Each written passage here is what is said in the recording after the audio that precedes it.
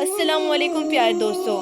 کہتے ہیں جب حکیم لقمان پڑھ کر فارغ ہو چکے تو استاد نے کہا، لقمان آج ایک بکرا ذبح کر لاؤ، اس میں جو سب سے اچھی چیز سمجھو ہمارے لیے پکا لاؤ۔ لقمان نے بکرا حلال کر کے اس کے دل اور زبان کو خوب اچھے مسالوں کے ساتھ بھون بھان کر استاد کے سامنے رکھ دیا۔ استاد نے چکھا تو تعریف کر کے کہا، لقمان آج تم آدھے پاس ہو گئے۔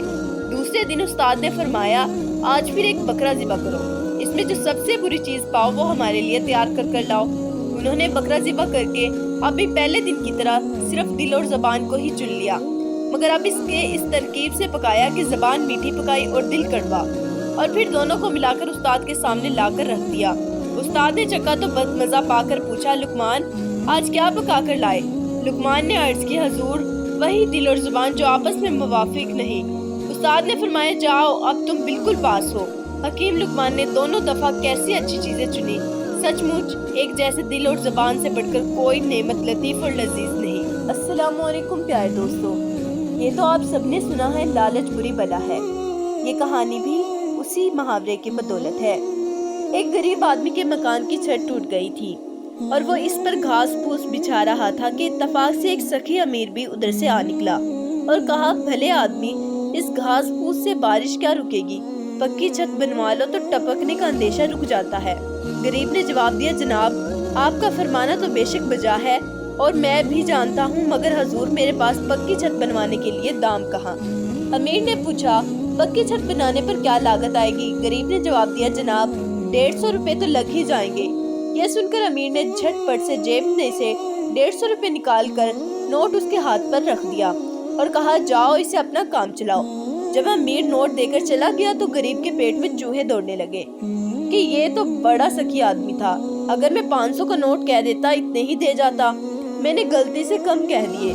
یہ سوچ کر وہ امیر کے مکان پر جا پہنچا اور کہنے لگا، جناب میں نے اندازے میں غلطی کی تھی، چھت پر 500 روپے کا خرچ آئے گا۔ امیر نے کہا، وہ 150 کہاں ہے؟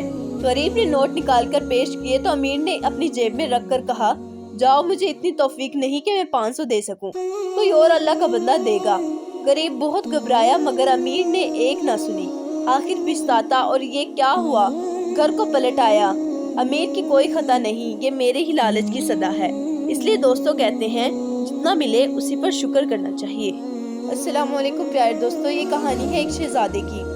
ایک شہزادہ شکار کھیل رہا تھا، اس نے دیکھا کہ ایک بوڑھا نیا باغ لگا رہا ہے۔ شہزادے نے اسے پوچھا، بڑے میاں تم قبر میں پاؤں لٹکائے بیٹھے ہو، پھر باغ لگانے کی زحمت کیوں اٹھاتے ہو؟ بوڑھے نے جواب دیا، جناب عالی اول تو موت کا کوئی وقت نہیں، آئے تو ابھی آ جائے ورنہ آئے نہ تو 10-20 برس بھی نہ آئے۔ باغ میرے سامنے پھل لے آیا تو میں بھی اس کی بہار دیکھ لوں گا، اگر میں نے پہلے ہی مر گیا، جس طرح دوسروں کے لگائے ہوئے درختوں کے پھل ہم کھا رہے ہیں، ہمارے لگائے ہوئے درختوں کے کوئی دوسرے کھا لیں گے۔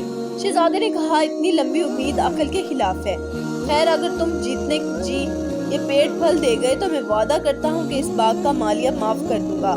چند سال گزر گئے اور بادشاہ فوت ہو گیا اور وہی شہزادہ تخت نشین ہوا۔ اسے ملک کا دورہ شروع کیا، اتفاقاً سے اسی باغ کی طرف آ نکلا۔ بوڑھے نے سلام اور دعا کے بعد اس سے عرض کی، حضور جب میں نے باغ لگا رکھا تھا، ایک بہت بڑے شہزادے نے میری ضعیفی دیکھ کر وعدہ فرمایا تھا کہ اگر تمہاری عمر میں یہ باغ پھل دے گیا تو ہم مالیہ معاف کر دیں گے۔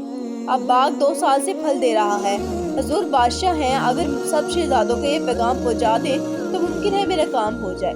یہ بات سن کر بادشاہ کو سارا واقعہ یاد آ گیا۔ اسی وقت معافی کا اعلان فرما دیا اور کہا، با ہمت بوڑھے خوش ہو جاؤ، میں ہی وہ شخص ہوں جس نے تم سے یہ وعدہ کیا تھا اور اب تمہاری ہمت کا پھل دینے کے لیے خود موجود ہو گیا ہوں۔